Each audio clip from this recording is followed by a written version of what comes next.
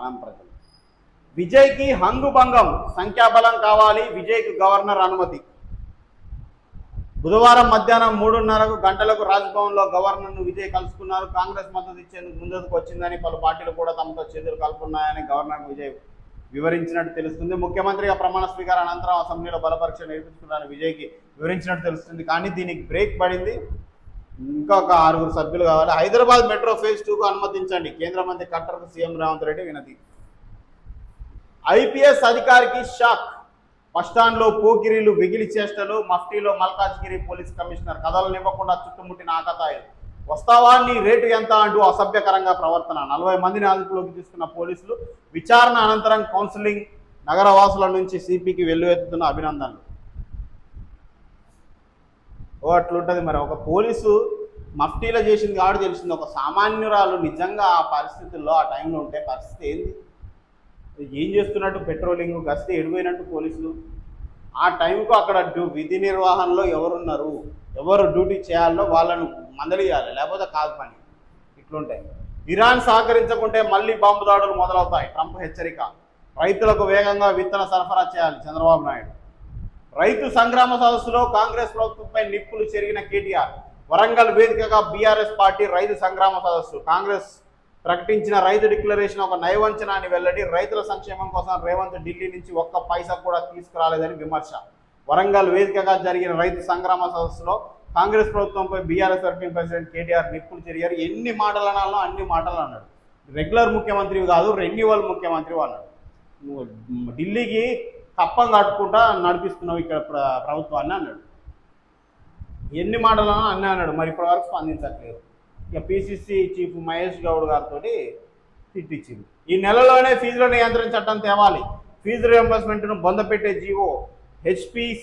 హెచ్పిఎస్లో అవినీతి చర్యలేవి, కల్వకుంట్ల కవిత.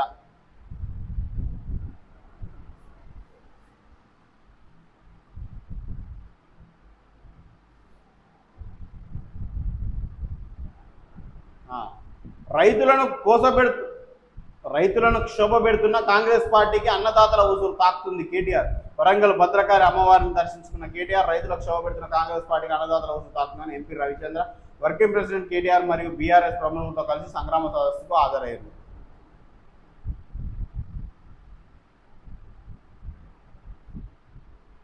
రైట్.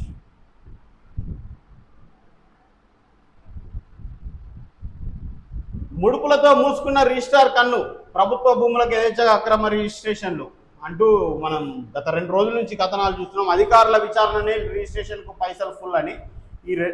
మనం ప్రజలు వార్తల ఎఫెక్ట్. వరుస కథనాలతో కనుమరుగైన సబ్ రిజిస్ట్రార్. సెలవు పెట్టాడా, సర్వేయర్లు పెట్టించారా? దొంగ రిజిస్ట్రేషన్లన్నీ బట్టబయలు. ముడుపుల సబ్ రిజిస్ట్రార్పై విచారణ షురు. వరంగల్ జిల్లా నర్సంపేట సబ్ రిజిస్ట్రార్పై మనం ప్రజలు పేపర్లో వరుస కథనాలతో కదిలిన అధికార యంత్రాంగం విచారణ చేస్తున్నట్టు సమాచారం. అక్రమ రిజిస్ట్రేషన్లపై ఆరా.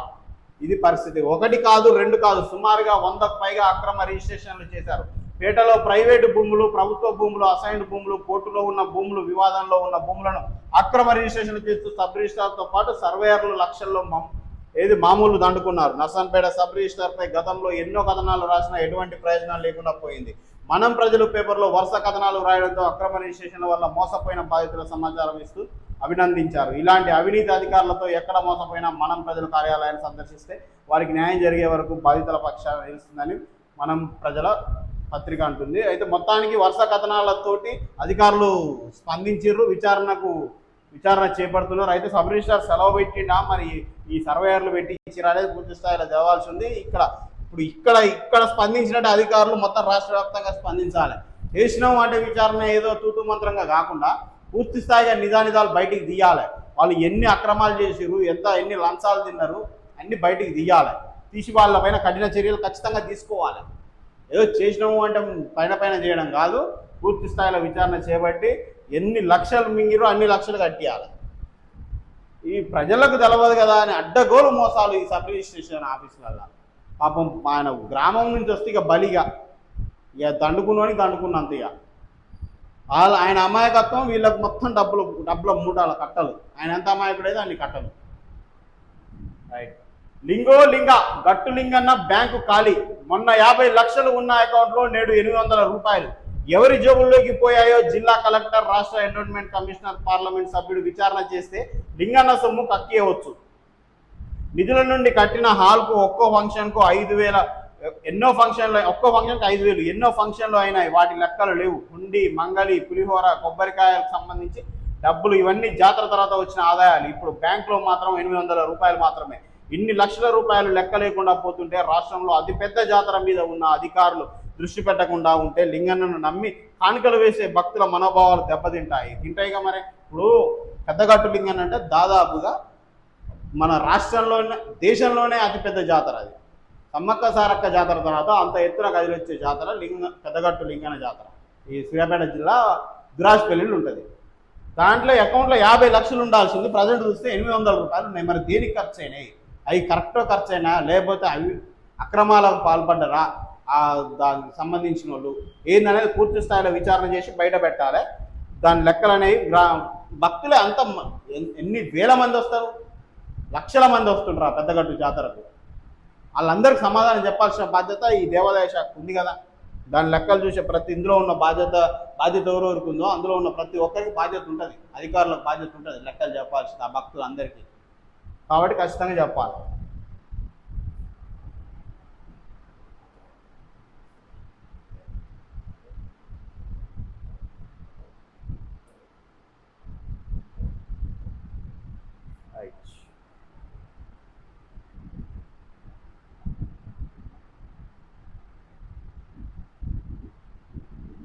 ఉపాధి హామీ కోల్పోయి విలువిల్లాడుతున్న కూలీలు, వలసపాట ప్రజలు ఏం చేసి బతకాలి? బహుజన్ రాజ్యాధికార వ్యవస్థాపకులు, రాష్ట్ర అధ్యక్షులు బుర్రి సాగర్ ఇది కథ సెషన్. ప్రభుత్వ మున్సిపాలిటీలో గ్రామాలను విలీనం చేశారు. జాబ్ కార్డు ఉన్న ఉపాధి హామీ కూలీలు బతుకు తెరువు లేకుండా పోయింది. తెలంగాణలో ఉన్న ఒక్కొక్క మున్సిపాలిటీలో సుమారు 20 నుంచి 30 గ్రామాలను విలీనం చేశారు. సుమారు ఒక మున్సిపాలిటీకి 12,000 మంది ఉపాధి హామీని కోల్పోయారు. తెలంగాణ రాష్ట్ర వ్యాప్తంగా 7 లక్షల మంది సుమారుగా కోల్పోవడం జరిగింది. దీనివల్ల 100 రోజుల పని ఉపాధి హామీ కూలీలు తమ జీవనోపాధిని కోల్పోయారు. 2020 నుండి కరోనా కారణంగా ప్రైవేట్ రంగాల్లో ఉపాధిని కోల్పోయిన నిరుద్యోగుల సమస్యలు, ఇలాంటి అనేక సమస్యలు ఉన్నాయి. వీటన్నిటిపైన మరి ఏంది పరిస్థితి చెప్పాలి కదా ప్రభుత్వం సమాధానం.